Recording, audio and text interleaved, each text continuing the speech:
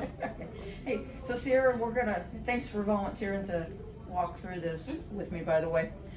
So we're going to move in and talk about an approach technique that TPUS knows developed. It's called Positive Physical Approach to Care. Okay. And it's just I find it to be a very useful tool and technique when I'm working with somebody living with dementia. And actually, a lot of times it's just general practice, a lot of times with the approach technique. So we'll first kind of take a look at the steps that we go through, and then we'll see what it looks like in real action. Okay. Okay? Sound good?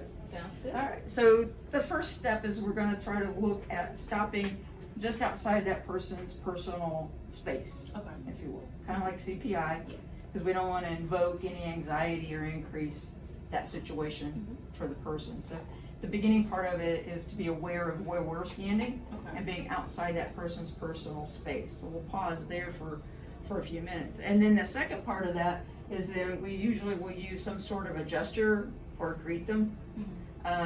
With somebody living with dementia, social chit chat and gestures will last and be recognized by that person for a long period through the progression of the disease. So like hands up as a hi, recognizing smiles, handshakes, those types of things, the person tends to stay with them through, again, a long part of the progression of the disease. And so we're going to use that to kind of, as we go through this this process and this approach. Certainly using their name or their preferred nickname if they have that. So again, to help them give recognition to you and acknowledge your presence before we get started and going. Again, like I said, so if this part we're going to offer a hand, like as a handshake at some point as a hi, and then turn it kind of as a handshake to that person. Okay, and as we move through that, we always kind of want to pause and watch their nonverbals as well as their verbal, right? And so we want to make sure we have an acknowledgement from them before we move forward into the next process of the approach. Anytime that they back up or seem hesitant, then it's probably my cue that I might need to back up and try it again at a later point, right? So we go through that. And again, we also want to keep in mind the visual fields of the person. And we'll talk in another session about the different changes in the peripheral vision fields of that person. So kind of want to be mindful and know kind of where they're at in the progression and be within their vision field, because vision is the number one way people take in their world and the information around them, right? So I always want to be in that space with them.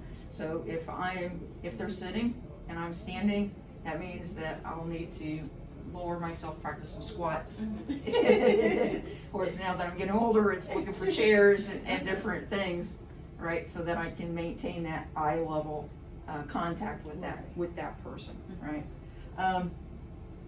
And then this just kind of naturally leads into her second or a next approach technique that she uses, and it's called hand under hand.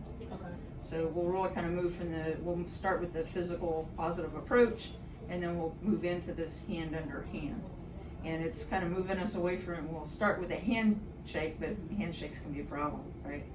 Yeah. So it'll kind of move around, it'll move differently, and we'll actually put palm into palm and be a support for that person. That's probably one of the biggest things I find in using the hand under hand technique, is that this really helps that person get a good sense and a good feel that I want to support them, I want to work with them, and move us away from, or shift us a little bit, if you will, from doing to doing with, and being a partner with that person.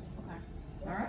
So, and then you also have your hand out there that you can look at later and as you practice, because some of it will be kind of natural to you, but a lot of it won't be really natural. You'll need to practice it some. Okay? So if you want, you can set the hand out aside and we'll kind of get started. And by default, I'll let you be the patient, if you will, person living with dementia. We won't leave you there. And then I'll be the staff or the care partner trying to approach you. Okay?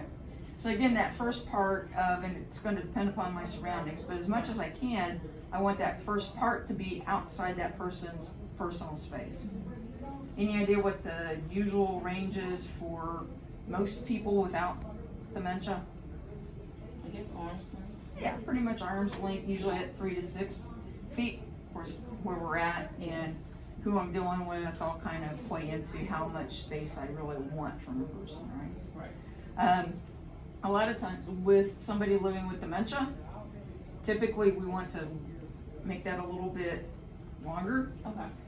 And so I usually will want to try to start getting their visual field and the approach. Usually what I want to kind of judge is if I extend my hand out and you put your arm out, that our fingertips would touch. Ballpark. So that's probably about right if I'm working with somebody living with dementia. Right. Cool. And then the next part that I want to really be more in habit of is if I'm standing with somebody, I want to be off center, right?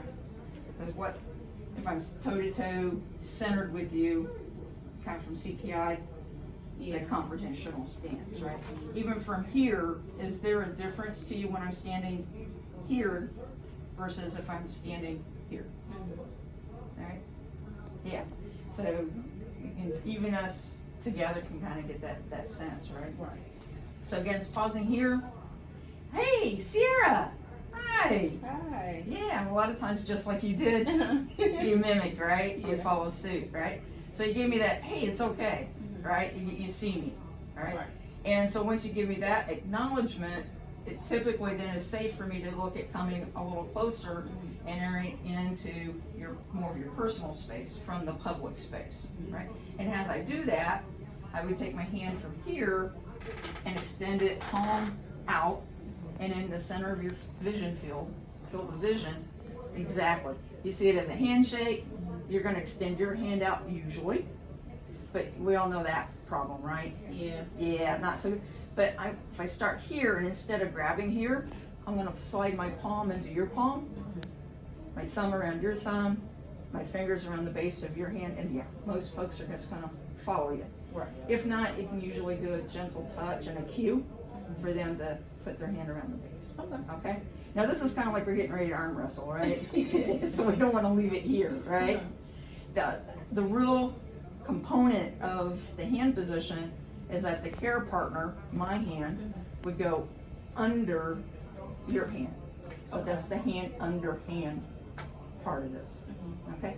Do you feel a difference from this position to this position? Yes. How's that different? What's the difference feel like to you?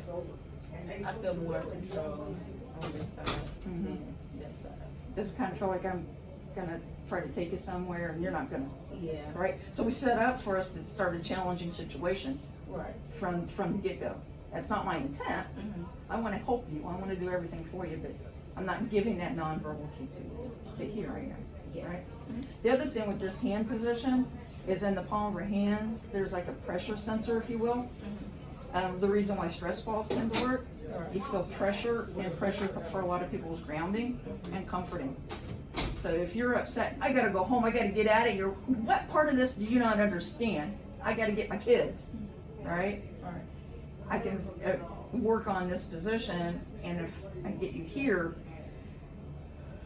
I can start giving you some gentle squeezes to give you some pressure, Right.